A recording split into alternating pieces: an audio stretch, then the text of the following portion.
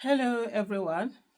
This is another breaking news. Buhari's longtime friend, Awujale of Ijebuland, is also dead. He dies at 91. Sometimes when things want to happen, they just begin to happen. All of a sudden, you're just wondering, is it everything? Is it just all now that all these things are going to happen? But here it is. This is another one that is coming out, and a lot of newspapers have also been reporting this one. It says, looking at parallel facts, it says the paramount ruler of Ijebuland, Oba Dr. Sikiru Kayode Adetona, the Awujale and spiritual head of Ijebu people, has passed on at the age of 91. The revered monarch passed away on Sunday, only hours after the death of his longtime friend and former President Muhammadu Buhari was announced. The revered monarch, who ruled for over 6 decades, reportedly passed away on Sunday, July 13, 2025. The late Awujale, who ascended the throne in 1960, was widely celebrated as one of Nigeria's most influential and longest reigning traditional rulers. He was more than a monarch. He embodied cultural pride, political insight, and royal integrity. His passing marks the end of an era for both the Ijebu kingdom and traditional leadership in Nigeria. I mean, 60 years of being on the throne, that is quite, that is really long. Even though I don't think he is the longest in Nigeria, because I think the longest is someone in, I don't know whether that one has passed.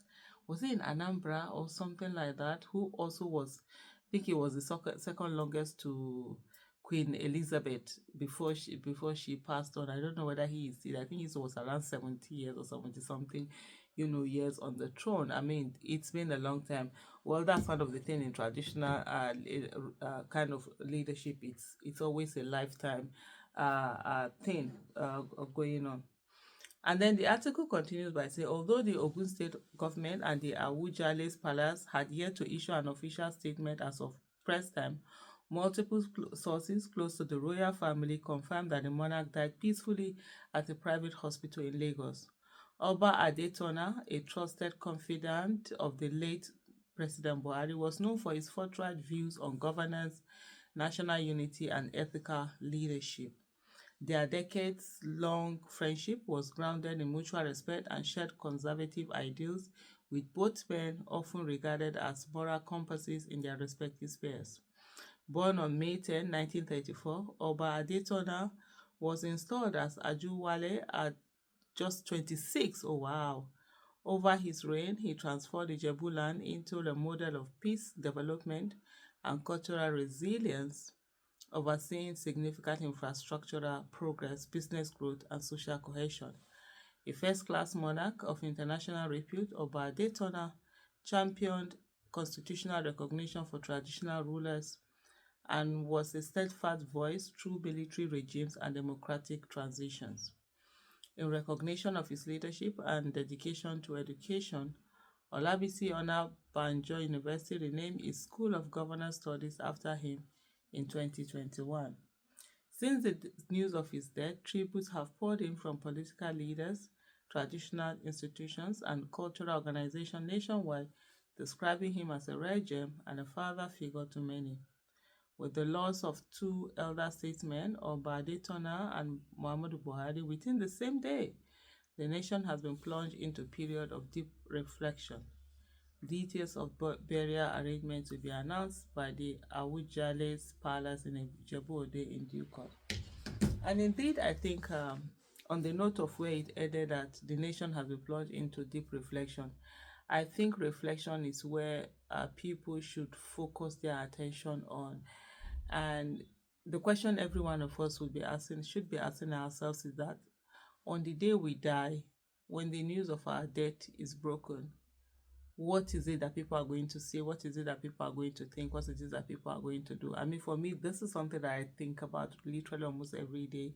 And I almost like want to just be like a fly in the wall and just see what people are going to be saying about me.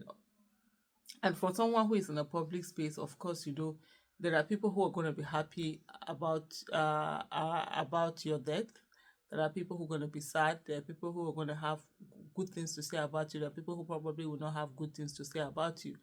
The more you're in public, the more that's possible. But what you must ensure as a person is that the people who are saying good things about you should outweigh the people who are saying negative things about you when you pass on. I see a lot of people who are coming out to gaslight people and say that, look, we're Africans, you don't talk ill of the dead. When somebody does this, when somebody does that, you can't tell people how they behave or react to the news of someone's death. You cannot see there are pains that people carry that you might not be carrying that pain.